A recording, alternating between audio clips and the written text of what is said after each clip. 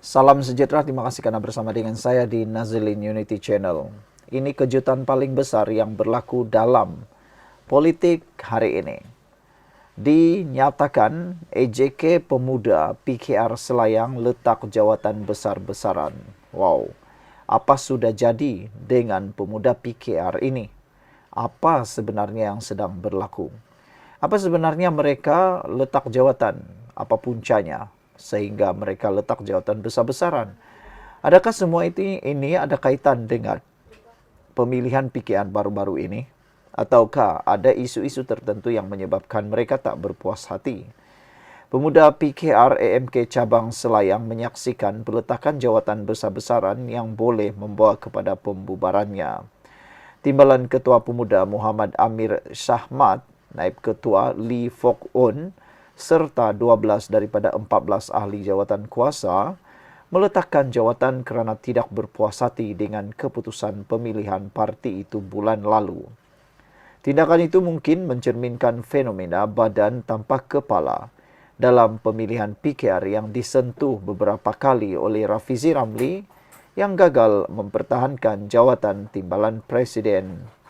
Amir mengesahkan peletakan jawatan itu susulan dakwaan ketidaktelusan proses pemilihan yang menyaksikan kemenangan Ketua Pemuda Cabang Selayang Tamila Rasu Tamil Kalai mengatasi Dines Selvarajo. Kami telah mengadakan perbincangan secara kolektif dan mengambil keputusan ini dengan penuh tanggungjawab, kata Amir kepada Malaysia Kini. Sebelum itu, siapa yang ada masalah kesihatan, dengarkan baik-baik. Yang di tangan saya ini adalah terapi imun Transfector for Life. Ini bukan ubat, ini terapi imun yang meningkatkan daya imun badan kita sehingga 400% dan membantu menguatkan serta mendidik imun badan kita menjadi bijaksana.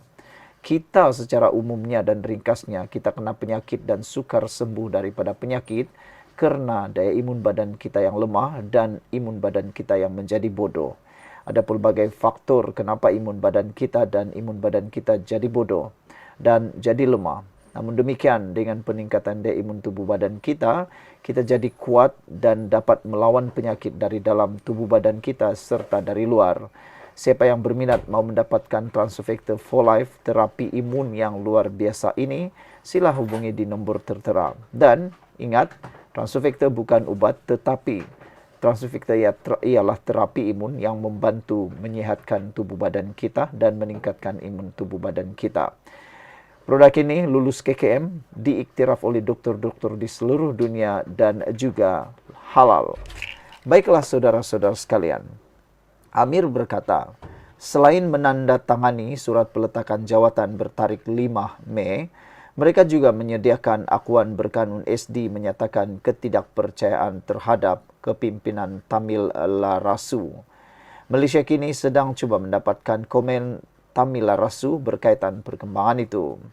Amir berkata pada awalnya kesemua 17 EJK menghantar surat letak jawatan, tetapi 3 orang menarik balik susulan permintaan kepimpinan pusat. Katanya peletakan itu dimaklumkan kepada kepimpinan Setiausaha Pemuda Omar Mokhtar dan Setiausaha Agung Fuzia Saleh melalui surat pada 7 Mei, 4 Jun dan 18 Jun. Mengikut kandungan surat yang dikongsi kepada Malaysia Kini, peletakan jawatan itu melebihi 2/3 daripada keseluruhan EJK dan harus digantung atau dibubar berdasarkan pasal 32.4 Perlembagaan PKR. Kata mereka, pasal 15.11 pula berkata, jawatan kuasa cabang tersebut akan terbubar dengan sendirinya dan mesyuarat khas cabang perlu diadakan dalam tempoh 30 hari. Salinan kepada Kamil dan Nurul Izzah. Difahamkan surat itu turut dipanjangkan kepada Ketua Pemuda Muhammad Kamil Abdul Munim dan Timbalan Presiden PKR Nurul Izzah Anwar. Amir bagaimanapun mendedahkan terdapat usaha dari pihak pimpinan pusat, Pemuda Pusat untuk cuba memujuk ahli yang meletak jawatan untuk menarik semula surat peletakan jawatan. Tindakan ini jelas tidak mengendahkan hasrat akar umbi Jawatan Kuasa Pemuda Cabang Selayang yang mahukan agar mesyuarat agung segera dibuat bagi penubuhan Jawatan Kuasa Penaja Pemuda Cabang Selayang. Suara kepimpinan akar umbi perlu didengar dan diterima oleh pimpinan pusat dan bukannya bertindak untuk tidak mengendahkan permintaan mereka, katanya. Tindakan pimpinan pemuda pusat ini jelas bertentangan dengan peraturan dan perlembagaan PKR, katanya. EMK dijangka memberikan penjelasan berkaitan perkara itu tidak lama lagi. Sementara itu, Setiausaha Agung PKR Fuzia Saleh menolak dakwaan Sayap Pemuda PKR Selayang dibubarkan. Dia dipetik, FMT berkata bahawa sekurang-kurangnya 2/3 atau 18 daripada 26 ahli jawatan kuasa mesti meletakkan jawatan untuk sayap itu dianggap terbubar. Jumlah ahli yang dipilih ialah 18 dan tambahan 8 boleh dilantik menjadikan maksimum 26. Untuk memenuhi ambang 2/3, sekurang-kurangnya 18 ahli mesti meletakkan jawatan. Mula-mula 17 meletak jawatan, kemudian 3 tarik diri, diikuti seorang lagi. Angka terkini yang meletak jawatan ialah 13, katanya.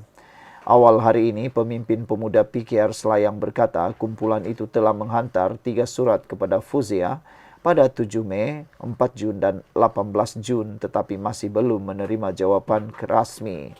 Bagaimanapun, Fuzia menegaskan bahawa jumlah yang meletak jawatan tidak mencukupi untuk proses atau syarat pembubaran dan proses yang digariskan dalam perlembagaan parti mesti diikuti, kata beliau dalam laporan ini. Beberapa komen daripada netizen, tindakan yang berani dan berintegriti, harap kekal walaupun bila ada kuasa, pujukan adalah seerti dengan rasuah moral, kata beliau. Merdeka-Merdeka kata, headless body, phenomena in PKR election, UMNO announcing the restructuring of its dead party. Sekian untuk kali ini, jangan lupa tinggalkan komen Anda. Salam sejahtera, terima kasih kerana bersama dengan saya di Nazilin Unity Channel. Satu lagi tangkapan yang paling mengejutkan kita, tahanan yang paling mengejutkan kita dalam dunia politik di Malaysia hari ini. Ada yang kata inilah tanda Anwar Ibrahim melawan dan memerangi rasuah habis-habisan. Tapi baru semalam satu tindakan yang paling tidak senonoh dan tidak beradab dilakukan oleh kumpulan pelajar-pelajar yang menggelar diri mereka mahasiswa. Tapi ramai netizen kata kalau tindakan begitu itu bukan tindakan mahasiswa, tetapi tindakan maha bodoh ataupun maha tak beradab. Ini kerana tindakan mereka membakar gambar pemimpin utama negara, satu perbuatan yang bukan budaya daripada Sabah, bukan budaya daripada Borneo dan bukan juga budaya daripada Malaysia. Budaya seperti itu adalah budaya yang benar-benar layaklah dikutuk. Hari ini akhirnya seorang lagi adun Sabah ditahan SPRM. Jadi diharapkan dengan perkara penahanan ini maka dapat meredahkan hati para pelajar yang konon menggelar diri mereka mahasiswa itu. Seorang lagi ahli Dewan Undangan Negeri Adun Sabah ditahan Suruhanjaya Pencegahan Rasuah Malaysia hari ini. Menurut sumber, Adun berkenan ditahan kerana disyaki meminta dan menerima suapan kira-kira RM150,000 membabitkan pengeluaran lesen cari gali di negeri itu. Sebelum kita teruskan ulasan ini, saya nak berkongsi dengan anda semua, ini Transfer Factor for Life. Ini terapi imun yang meningkatkan daya imun badan kita sehingga 400%. Secara umum dan ringkasnya, kita kena penyakit kerana imun badan kita yang lemah. Kita juga sukar melawan penyakit untuk sembuh kerana imun badan kita yang lemah. Tetapi berita baiknya, dengan adanya Transfer Factor for Life, terapi imun yang di tangan saya ini, kita mampu meningkatkan daya imun badan kita sehingga 400% dan mendidik imun badan kita menjadi bijaksana. Dengan terdidiknya imun badan kita dan menjadi kuatnya imun badan kita ataupun tubuh kita boleh melawan penyakit daripada dalam dan menyembuhkan kita daripada semua jenis penyakit. Ingat, Transfer Factor bukan ubat tetapi terapi imun yang meningkatkan imun badan, mendidik imun badan kita, melawan penyakit daripada dalam. Ianya seperti tentera yang membersihkan bahagian dalam tubuh kita bagi mencapai kesihatan yang optimum yang kita impi-impikan. Cepat dapatkannya melalui nombor telefon yang tertera, WhatsApp saya. Baiklah, Menurut sumber, Adun berkenan ditahan kerana disyaki meminta dan menerima suapan kira-kira RM150,000 membabitkan pengeluaran lesen cari gali di negeri itu. Suspek lelaki berusia lingkungan 40-an itu ditahan kira-kira jam 9.30 pagi tadi ketika hadir memberi keterangan di pejabat SPRM Sabah. Suspek yang juga merangkap pembantu menteri dipercayai melakukan perbuatan tersebut sekitar tahun 2023 dan 2024 katanya hari ini. Menurutnya, suspek disyaki meminta wang rasuah berkenan daripada seorang individu bergelar Datuk bagi menguruskan permohonan lesen cari gali. Sementara itu, Ketua Pesuruhjaya SPRM Tan Sri Azam Baki ketika dihubungi mengesahkan tangkapan itu dan berkata kes disiasat mengikut Seksyen 16A dalam Akta SPRM 2009. Menurutnya, suspek dilepaskan dengan jaminan RM50,000 dengan seorang penjamin selepas selesai dirakam keterangan dan suspek dijangka dituduh dalam masa yang terdekat. Terdahulu, media melaporkan SPRM mengesahkan individu yang akan didakwa bersama dua adun Sabah berhubung skandal rasuah cari gali di negeri itu tidak dilindungi mengikut Akta Perlindungan Pemberi Maklumat 2010. Pengarah kanan bahagian perundangan dan pendakwaan SPRM, Datuk Wan Syarudin Wan Ladin berkata, Seksyen 11 dalam kurungan 1 Akta Perlindungan Pemberi Maklumat 2010 menjelaskan bahawa seseorang yang terbabit dalam kesalahan yang didedahkannya tidak layak memohon perlindungan pemberi maklumat atau whistleblower. Sekian dulu untuk kali ini. Jangan lupa tinggalkan komen anda, tekan butang subscribe. Kita jumpa lagi. Bye-bye. Salam sejahtera. Terima kasih kerana bersama dengan saya di Nazilin Unity Channel. Hari ini Sabah digemparkan dengan kejadian paling biadab yang pernah berlaku. Apabila sekumpulan yang mendakwa diri mereka ialah mahasiswa daripada sebuah universiti tempatan membakar poster Anwar Ibrahim. Tindakan ini mendapat kecaman paling pedas daripada rakyat Malaysia, juga daripada rakyat Sabah sendiri. Kata mereka, budaya ini bukan daripada Sabah. Budaya ini terbawa-bawa daripada tempat-tempat lain. Budaya membakar gambar-gambar pemimpin Sabah sebenarnya tidak pernah muncul sebelum ini. Budaya membakar wajah pemimpin Sabah bukan pernah terjadi, tak pernah terjadi. Budaya ini tak pernah dibuat oleh orang Sabah sebenarnya. Kerana orang-orang Sabah sebenarnya adalah orang yang cukup luar biasa keprihatinannya. Persoalannya sekarang, siapa yang membawa pengaruh-pengaruh buruk seperti ini? Siapa yang membawa budaya yang jahat seperti ini? Dan nak tahulah siapa dalang di sebalik himpunan membakar karikatur Perdana Menteri Anwar Ibrahim ini. Jadi sebelumnya teruskan, saya nak tanya kepada anda semua, agak-agak apa hukuman yang sesuai untuk mereka yang bertanggungjawab menjadi dalang kepada himpunan biadab itu dan orang yang membakar karikatur Anwar Ibrahim? Benarkah mereka adalah mahasiswa daripada universiti tempatan? Kalau itu benar, ini betul-betul tindakan yang biadab. Otak dah masuk air longkang. Tak patut sepatutnya mereka lakukan. Bagaimana pendapat anda? Tapi sebelum itu saya nak perkenalkan kepada anda semua, siapa yang ada masalah kesihatan, dengarkan baik-baik. Paci-paci, maci-maci, nenek-nenek, atuk-atuk, abang-abang, kakak-kakak, dengar baik-baik. Siapa yang ada masalah kesihatan, yang saya perkenalkan ini ialah Transfector for Life. Ini bukan obat. Ini ialah terapi imun yang meningkatkan daya imun badan kita sehingga 400%. Secara umum dan ringkasnya, kita kena penyakit kerana imun badan kita yang lemah. Kita kena penyakit kerana imun badan kita yang bodoh.